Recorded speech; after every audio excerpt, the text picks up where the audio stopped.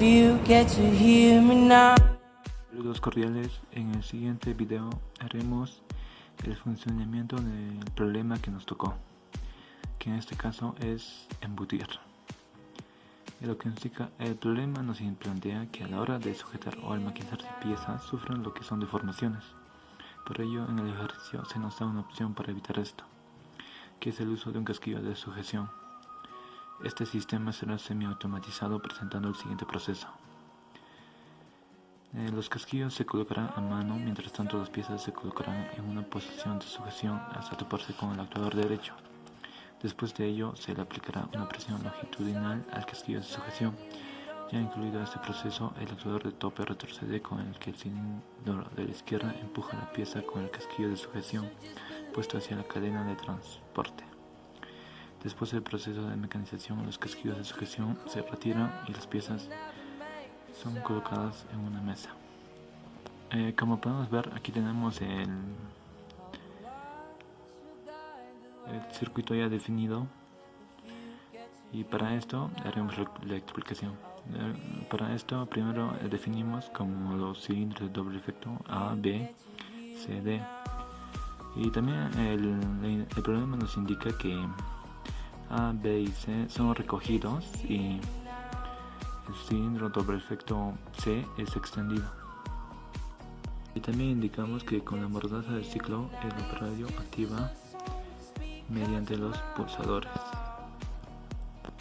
Este accionamiento mueve el pistón C, el cual transporta la pieza hasta la zona de prensado, que es aquí. Cuando la pieza se oprime con el cilindro D, que está extendido, el presostato en C activa el prensado, los cilindros A y B. Cuando el presostato que activa A y B, cuando el presostato que controla A y B se activa, los cilindros se recogen dejando la pieza montada. Al haberse recogido A, B y D, perderán su fuerza, y el cilindro C, que no había dejado de empujar, vence la fuerza que coloca la pieza en la cinta de salida. Cuando C llega a su destino, esta se recoge. Una vez recogido C, la cinta de alimentación activa, permitiendo la llegada de nuevas piezas. También se extiende de nuevo D para colocarse en posición de inicio del ciclo. La alimentación activa deja el mecanismo pendiente a una nueva pieza y por lo tanto de un nuevo comienzo del ciclo. Y eso sería todo con el proyecto embutir. Continuando, aquí tenemos la secuencia que nos dio en el proyecto embutir. Este nos indica desplazar. El siguiente es asignar la cantidad de piezas que requerimos, pues claro. Ambos estos nos indica sujetar sin aplicar fuerza. Este nos indica juntar o montar. Este nos indica soltar. Y esto desplazar. Y eso sería todo.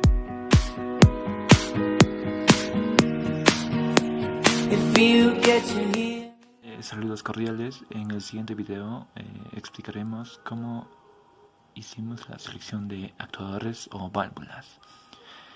Esto es para tener una buena confiabilidad, el cual nos ayudará en nuestro proyecto.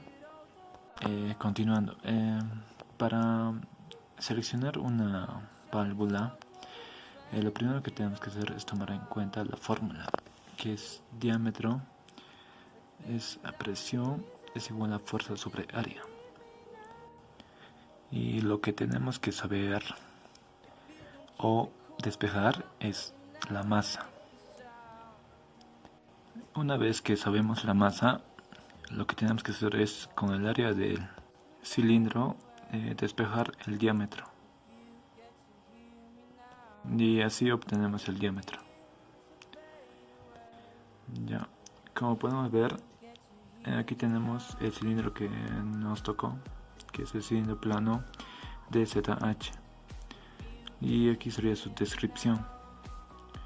Como ya tenemos el diámetro de 50 milímetros, una carrera de 300 milímetros, y aquí también nos da la masa a mover, que sería 600 gramos aproximadamente. Tipo de actuador, aquí es neumático, y presión de trabajo, que sería de 0.6 a 10 bar. Y la conexión enroscada sería de ZH-50-300-PPPV-A-S2. La cantidad que nos pide es 1 y la simbología sería esta, con su codificación 1.0. Usando la misma fórmula tenemos el siguiente cilindro, que es ADVUT, con el diámetro de 40 milímetros, una carga de 150 milímetros, la masa a mover 0. Aquí, ¿por qué pusimos masa 0? Porque el actuador no hará presión en el objeto, solo lo sujetará. Y como podemos ver aquí, tipo de actuador neumático, presión de trabajo de 0.8 a 10 bar, una conexión enroscada de ADNH-40-150-AP-P-A-2N. Lo que nos piden es 1 y es su simbología, que es el caso de 2.0. Aquí tenemos el bloque de mando bimodal. Para seleccionar esto tenemos que entrar a la página FESTO, como nos indicó el profesor. También nos da el diámetro nominal, que sería 4 milímetros, accionamiento neumático, presión a funcionar de 4 a 8 bar. Sería su conexión. Nos pide 1 y su simbología, un control, regulador de presión.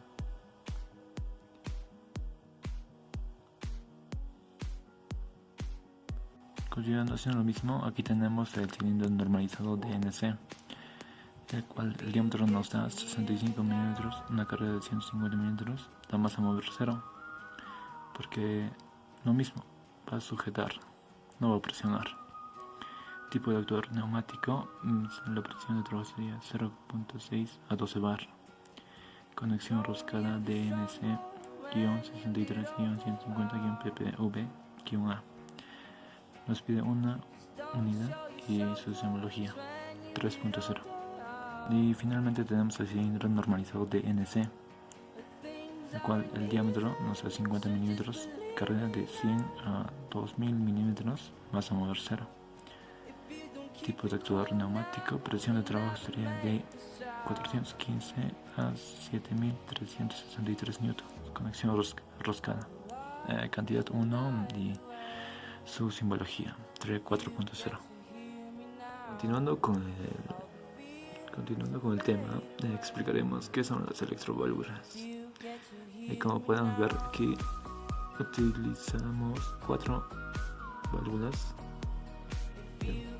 Para que sea electroválvula tenemos que hacer su configuración con sus finales de carrera. Digamos, como aquí tenemos C, sería S1, S2, S1, 1S1 y 1S2. Lo mismo aquí, A sería 1S1 o 2S1 y 2S2. Y así sería todas las demás. ¿Qué son las electroválvulas? Las electroválvulas son dispositivos que responden a pulsos eléctricos. ¿Y cuál es la función de una electroválvula? Su función es para controlar el paso del fluido por un ducto o tubería. La válvula se mueve mediante una bobina solenoide y generalmente no tiene más que 2 posiciones, abierto o cerrado o todo o nada. Y eso sería electroválvulas.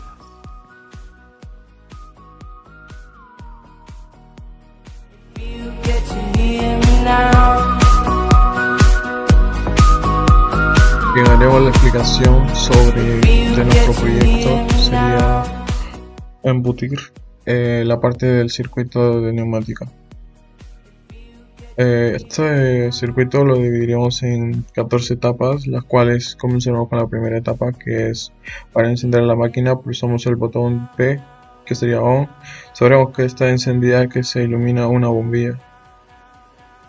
Vemos como el motor M1 se pone en movimiento, simulando que la cinta se pone en marcha, dando que su bombilla está encendida. Pasamos al paso 2. El sensor detecta la pieza y lo simulamos pulsando el interruptor sensor. Al pulsarlo, vemos que se para el motor M1, simulando que se para la cinta. En el paso 3, pulsamos el interruptor P, simulando que el operario acciona los dos botones del cuadro de mandos. Podemos observar cómo se activa el relé K1 y manda la señal senoide V1, moviendo la válvula 5.3, gobierna el cilindro C, dejando pasar el aire comprimido para la parte izquierda del cilindro, moviendo el vástago hacia la derecha. A su vez, se queda guardado el relé K1 en una memoria paralela. Etapa 4. El vástago del cilindro C llega a C1, simulando que es frenado por el D, desactivando el relé K1 y a la vez activando el relé K2, el cual manda la señal senoide V2, moviendo la válvula 5.3 que gobierna el cilindro B, dejando pasar el aire comprimido por la parte inferior del cilindro, moviendo el vástago hacia arriba. Etapa 5. El vástago del cilindro B llega a B1, simulando que introduce ligeramente la mordaza. Entonces se activan los dos relés, que sería el K3 y K4, mandando la señal senoides al V3 y al V4, los cuales hacen que las válvulas 5.3 y 5.2, que gobiernan los cilindros A, B y A respectivamente, cambien su posición, provocando así que el vástago del cilindro B se quede en B1 y dejando pasar el aire comprimido por la parte superior del cilindro, moviendo el vástago hacia abajo. A su vez, el relé K3 desactiva el K2 y K4. Se queda grabado en una memoria paralela. Etapa 6. El vástago del cilindro llega a A+, simulando la sujeción de la pieza. Se activa el K2, mandando la señal al solenoide V2, el cual cambia la posición de la válvula del 5.3 que gobierna el cilindro B, dejando pasar el aire comprimido por la parte inferior del cilindro, moviendo el vástago hacia arriba. Etapa 7. El vástago del cilindro llega a B+, simulando la prensa de la pieza. Entonces se activa K6, el cual provoca que se desactiven K2 y K4, lo que implica que V4 y V2 no manden señal a sus respectivas válvulas. Por lo tanto, la válvula 5.2, que gobierna el cilindro A, vuelve a su posición inicial, dejando pasar el aire comprimido por la parte inferior del cilindro hacia el vástago. Se mueve hacia arriba. Y la válvula 5.3, que gobierna el cilindro B, se mueve dejando pasar el aire comprimido por la parte superior del cilindro, desplazando el vástago hacia abajo. A su vez, K6 se queda guardado en una memoria paralela. Etapa 8, los cuales los vástagos de los cilindros vuelven a su posición de partida, A- y B-. Obsérvese que al verse quedado guardado la memoria K6, pasamos a la marca B1. Etapa 9. Los vástagos de los cilindros llegan a su posición de inicio, siendo la marca B- la que se activa, tanto K1 como K5, mandando la señal los senoides V1 y V5, los cuales hacen cambiar las posiciones de las válvulas 5.3 y 5.2 que gobiernan los cilindros C y D. respectivamente, dejando pasar el aire comprimido por la parte izquierda de ambos cilindros, moviendo los vástagos hacia la derecha. Hay que destacar cómo las válvulas estranguladoras regulan el caudal de manera que la velocidad ambos vástagos sean aproximadamente iguales. La etapa 10.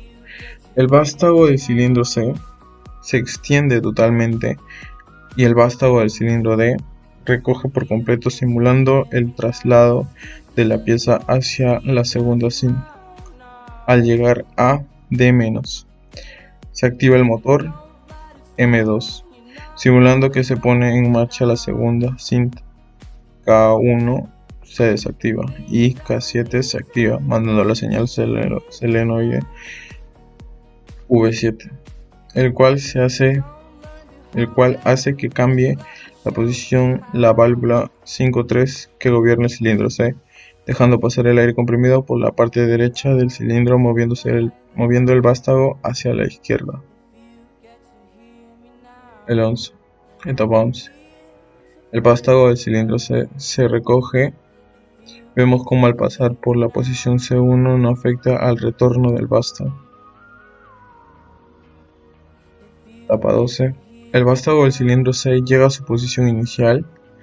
Al llegar a C-, los relés K5 y K6 se desactivan.